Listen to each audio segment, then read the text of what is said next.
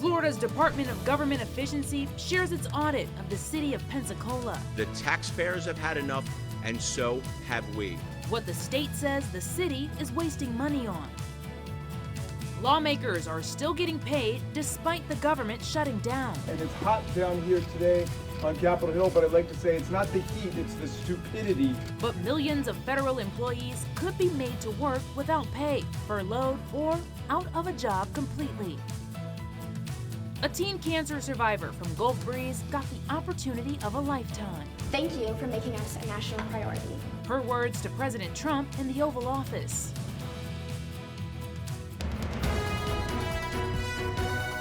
WEAR News at 10 starts now. Good evening, and thank you for joining us. The results are in. Tonight, Governor Ron DeSantis releasing the findings of the state's Department of Government Efficiency audits statewide. The governor flagging several cities and counties on their spending, and Pensacola is on the list. One of the highlights, a drag show coming to the city.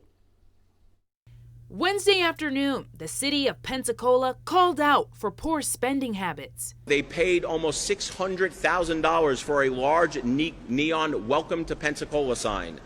Maybe it should say Welcome to Wasteful Spending. This results from the state's DOGE efforts. The purpose of these audits is to uncover waste, fraud, and financial abuse at the local level. The taxpayers have had enough, and so have we. The governor's office highlights two concerns for Pensacola. One being $300,000 for various equity services in the city. The second, paying $150,000 annually to a company that brings drag shows to the Sanger Theater. The drag show in question has sparked conversation and controversy in the community. Drag Queen Christmas, scheduled 2 days before Christmas in December, this December, is a mockery of the holiest of Christian holidays, mockery of the birth of Christ. I just ask you to cancel this event. Womanhood is not a subjective expression. It's certainly not a costume. So this is a mockery against womanhood. The city of Pensacola releasing a statement to WEAR News saying, quote, "The city of Pensacola learned of the Florida DOGE task force findings just like everyone else from social media posts. While we have not received any formal communications from Florida DOGE, we are currently gathering information and will respond accordingly. I also reached out to city council members for their thoughts on the governor's findings. None of them were available for comment." Gainesville, Jacksonville, and Orlando are some of the other cities listed for wasteful spending. For more details on the findings, you can head to our website at WEARTV.com. A possible bomb threat had Pensacola police swarming at the Lakeview Center. Pensacola police say an individual approached one of the center's employees around 5 p.m. The person told the employee there was a package on a table outside the building with a bomb inside. The building was evacuated. Police called in the bomb squad and determined there was no bomb. No arrests have been made. We are in the process now of trying to find the person that said or that left the package on the table and talk to the employee of Lakeview. If you have any information about the incident, call the Pensacola Police or Crime Stoppers. That number is 850-433-STOP. One person is dead and another person was injured after a shooting in Walton County today. It happened at a home on Pinehurst Drive in Santa Rosa Beach around 10 a.m. Walton County Sheriff's Office says a deputy was serving an eviction notice. That's when they heard gunshots inside the home. One person died at the scene. The other person was shot in the leg. No deputies were involved in the shooting, and no other details have been released. Day one of the government shutdown, and the Senate has adjourned without a deal. Vice President J.D. Vance saying he believes the shutdown will be short, but millions of workers are now without paychecks. ABC's Jacqueline Lee has more. Day one of the official shutdown of the federal government ends with millions of federal workers facing the prospect of not getting a paycheck. Oh my God. It's terrible. TSA agents and some 2 million troops working without pay, and 750,000 more are furloughed. Willie Jo Price has worked at the cafeteria in the Library of Congress for 44 years and says she won't be getting paid while it's closed. Electric bills and the gas bill, all of these things went up, so I'm already juggling paycheck to paycheck. The White House now saying mass layoffs are imminent. A Trump administration official on a call today with House Republicans says they'll start firing federal workers as soon as tomorrow, according to multiple sources on that call. ABC's Mary Bruce asking Vice President J.D. Vance why. In every previous shutdown, workers have been furloughed, not laid off. So why does the president want to fire some workers and not just furlough them? Why is this shutdown any different? Well, first of all, we haven't made any final decisions about what we're going to do with certain workers. What we're saying is that we might have to take extraordinary steps, especially the longer this goes on. Democrats refusing to fund the government unless Republicans reverse Medicaid cuts and extend expiring Obamacare subsidies so healthcare premiums stay low. President Trump, it is not radical to say Americans deserve lower healthcare premiums. It is not radical to say we want to prevent the average American family from getting these huge increases. Wall Street responding without much worry, with all three U.S. stock indices closing higher. Most people consider the government shutdown at this point a little bit like the boy who cried wolf. We've seen this before. It almost always gets resolved fairly quickly. Given the Senate left town in observance of Yom Kippur, the soonest the government could possibly be funded is Friday. Jacqueline Lee, ABC News, Los Angeles. Due to the partial government shutdown, there will be some government buildings and military installations that will be closed. Naval Air Station Pensacola says its areas of public interest are closed until further notice. Their advisory says that includes the National Naval Aviation Museum, the Pensacola Lighthouse, and Fort Barrancas. The Air Force Armament Museum at Eglin Air Force Base in Okaloosa County is also closed to the public. I hope and pray that Chuck Schumer will stop holding the American people hostage. But here's the reality. They want $1.5 trillion in new spending to provide health care to illegals. Personally, I think that's a horrible joke. My communities in Northwest Florida will be hurt so Chuck Schumer can cater to these radicals.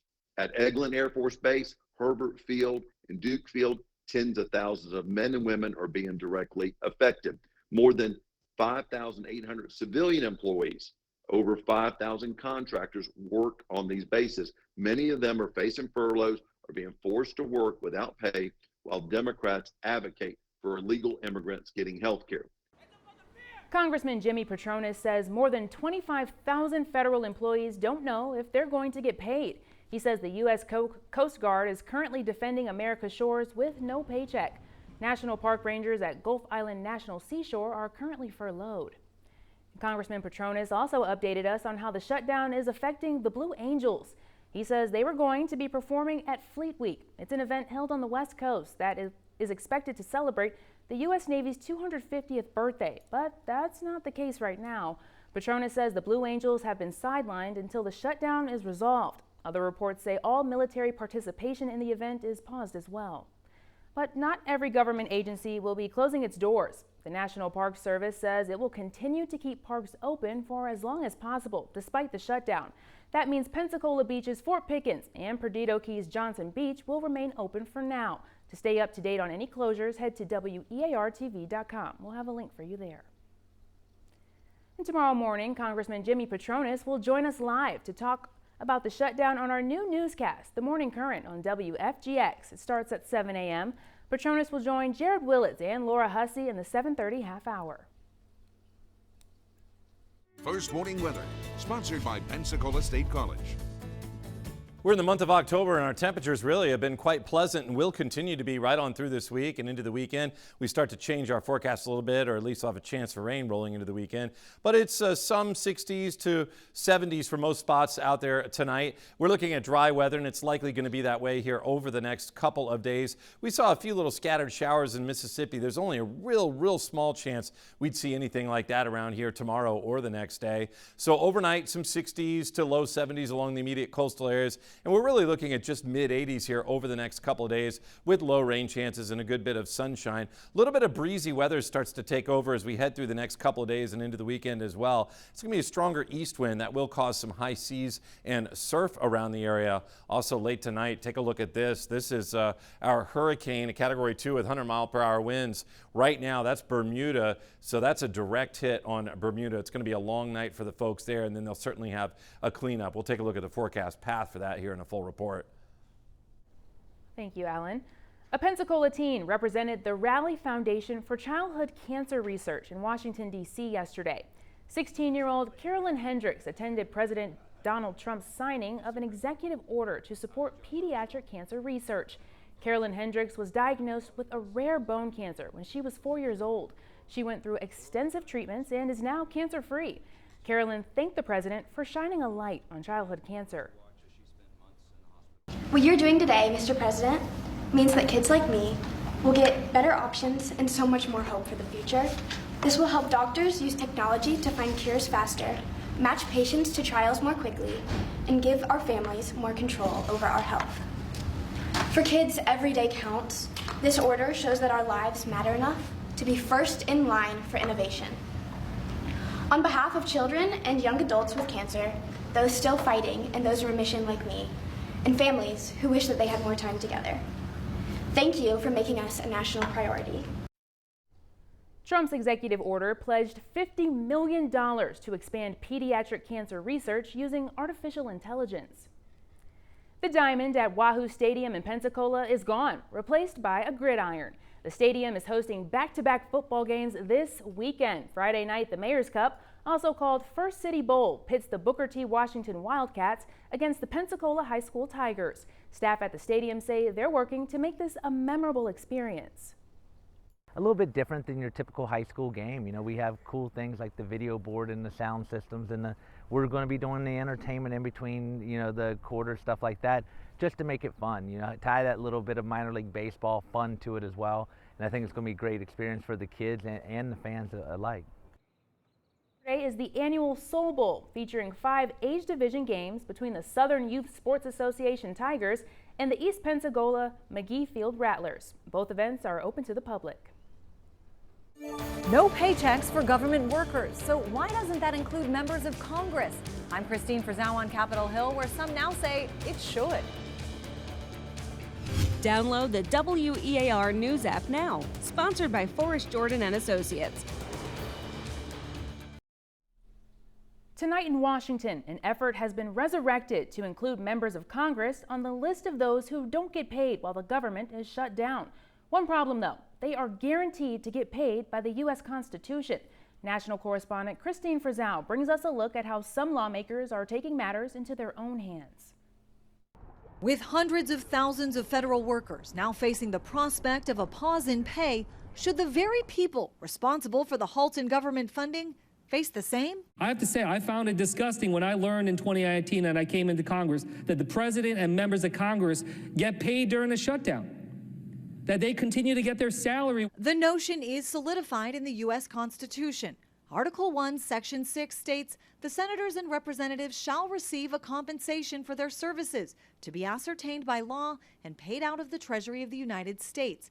And the 27th Amendment states any law increasing or decreasing the salary of members of Congress cannot take effect until after the next election. The Constitution indicates that members of Congress get paid, and so that is the current law. Some members will take other positions to have their pay set aside for a moment of time.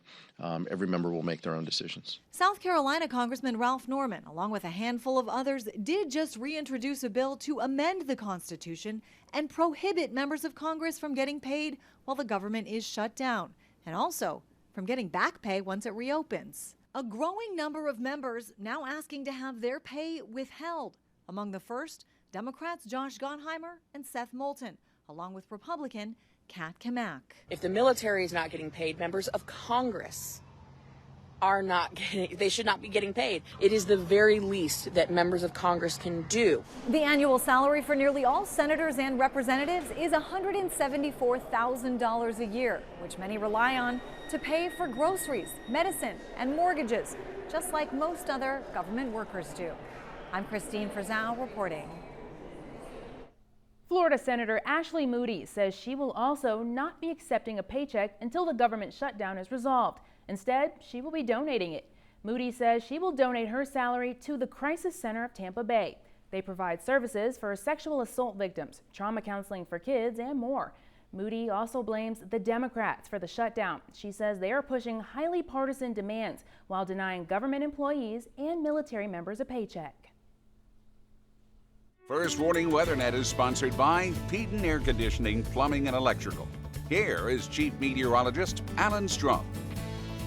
Well, the weather's all dry late tonight. We've had a little bit of rain in some areas of Mississippi, a few little showers here and there, maybe a little something around here tomorrow or the next day, but the rain chance is really low. I'd say only at 10%. I'd plan for dry weather. And then here's what we've got late week and into the weekend. We've got a big area of high pressure that's going to be set up here, some unsettled weather to the south of us, and that's going to cause a strong pressure gradient and a breezy east wind. Over land, you'll notice a little bit of breezy weather, especially as we head into Friday and Saturday, but out over the water, that will cause high seas and dangerous surf. So that's something we're going to be seeing over the next several days.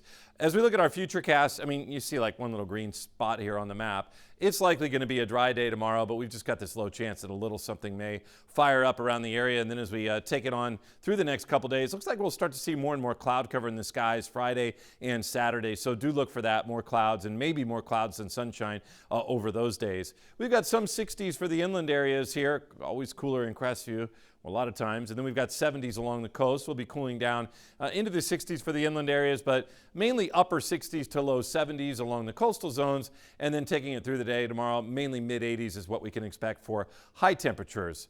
So we've had some tropical activity, no doubt, over the Atlantic, and now we're having a hit. Most of these have been out over the open waters of the Atlantic, but here we go with, right now, a Category 2 hurricane with 100-mile-per-hour winds striking Bermuda. If you look at this map, if you look really closely, can you see this little area right here? That's Bermuda, way out there, such a small target, and it is being hit tonight. So a long night for folks there, and then they'll have a mess to be cleaning up. As you can see, the hurricane looks a little ragged, doesn't have a well-defined eye, but it's got those winds up there, so it's going to be blowing through that area. So Category 2 right now. Also Umberto, that is done. It's tangled up at another weather maker. They're not issuing advisories on it anymore, but Imelda is the one hitting Bermuda right now. And then it's going to basically kind of get tangled up in a similar weather maker and then just move on out as an area of low pressure. So yeah, a tough night for those folks in Bermuda. All right, dog walking forecast from Florida Power and Light does show nice weather for tomorrow. It looks great. We're going to watch for a rise in the season surf starting tomorrow. Wasn't bad today at all, but a high risk of rip currents is forecast for the next several days. In our Seatow Marine forecast, we're bringing seas up, Gulf seas to about 3 to 6 tomorrow. And then into the weekend, it gets even worse. So as we jump ahead, our Saturday, Sunday shows like 5 to 8 on the seas. Take a look at the Hardee's beach cam. Just a nice scene earlier. Wasn't bad at all. Pretty clear in the skies. Beautiful down there. Light crowd. Hilton at Pensacola Beach is where we keep the camera. All right, so I'd really look for dry weather here over the next couple of days. It's just that really small chance something might develop and move through. And then Saturday, I brought it down to 30%. It looks like probably more clouds than sunshine, but the rain chance isn't super high there. But on Sunday, it does go up, so that's the more likely day that we'll see rain over the weekend. And there's a look ahead to next week. Overall, temperature is not too bad. A spike in measles cases across the globe, prompting a warning for American travelers. What you need to know before leaving the country.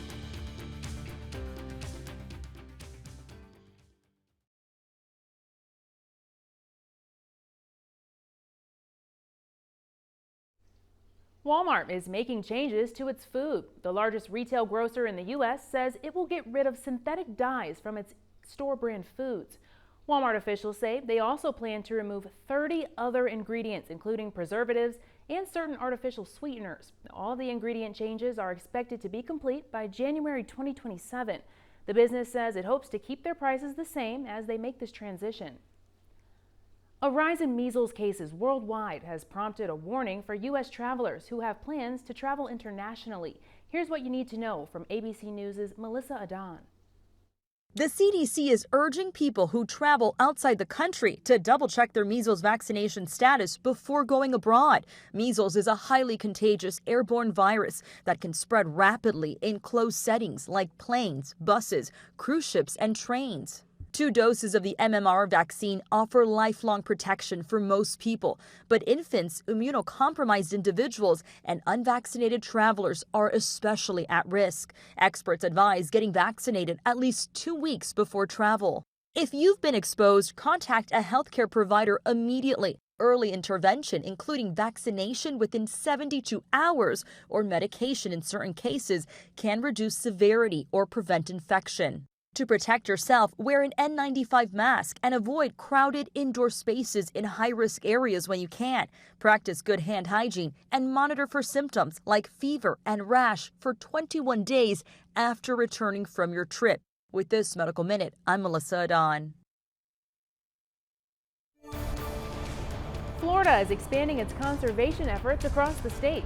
How that affects us here in Northwest Florida.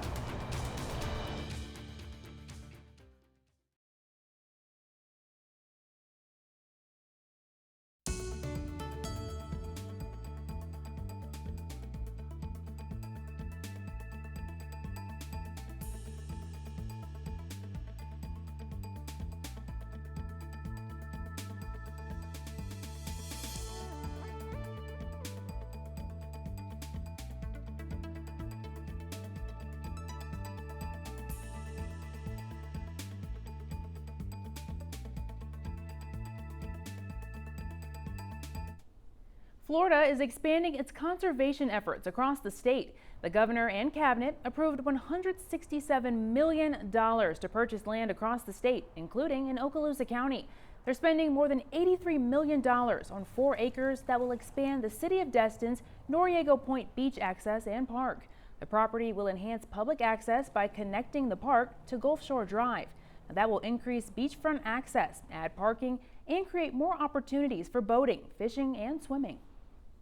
You can get rid of tax documents and other sensitive paperwork safely this weekend. WEAR Cares is hosting a Shred-a-thon Saturday. We're partnering with Gilmore and the Better Business Bureau for the event. It'll be at the Pensacola Interstate Fairgrounds on Mobile Highway. It runs from 8 to 11 a.m. and you can bring up to 50 pounds of documents to be shredded. Staples and paper clips are acceptable. Documents should be removed from binders. Escambia County's got a deal for people looking to get a new furry friend. The animal shelter is partnering up with Bissell Pet Foundation for the Empty the Shelters adoption event.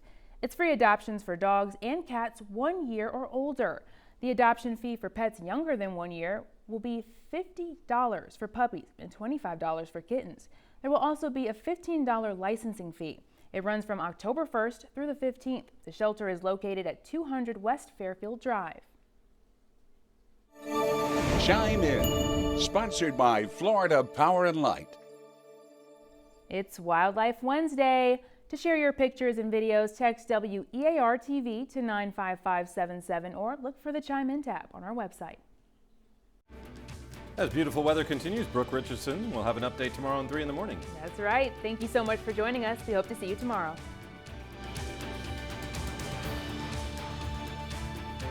Looking forward. Nice too. The temperature's something great. Yes, fall is here. Yes, Florida it's fall. here. Yeah, Florida fall. All right.